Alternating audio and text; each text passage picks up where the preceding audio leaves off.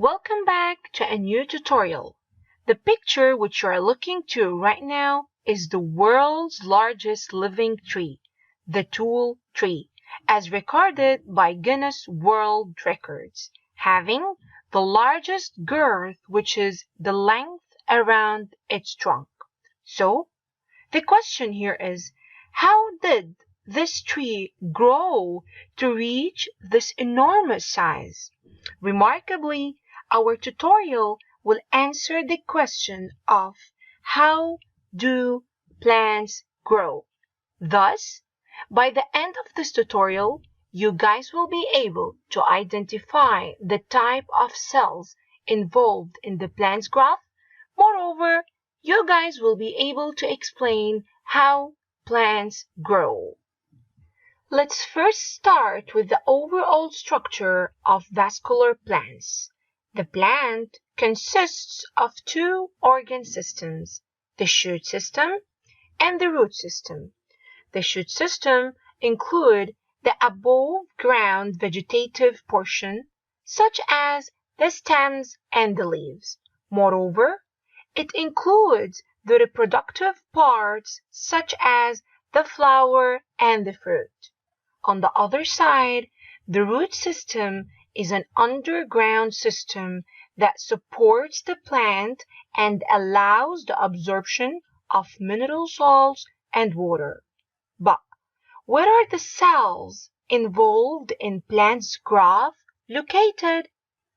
The cells that are involved in plants' growth, or the cells that allow the plants to grow, are called meristem cells.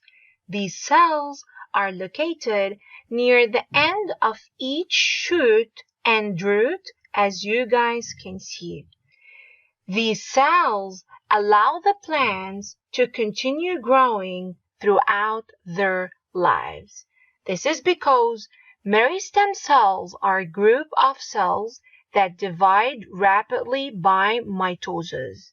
Mitosis is a process or a type of cell division where single cell divides into two identical daughter cells. Consequently, this will increase the number of cells and allow the plant to grow and develop. However, what happens to all these cells that were produced by meristems? As previously mentioned, the meristems are either found in the shoot or the root tip. We are now going to observe an illustration of a root tip from an onion that contains meristem cells. As you can see, guys, this is the zone of meristem cells where mitosis is taking place and they are actively dividing. After that, many of these cells produced will enter the elongation zone. In the elongation zone, the cells start to increase in length. These cells change their shape to become elongated or rectangle-like. After that, some cells will start to differentiate into specialized cells that have specific functions or roles, such as the root hairs.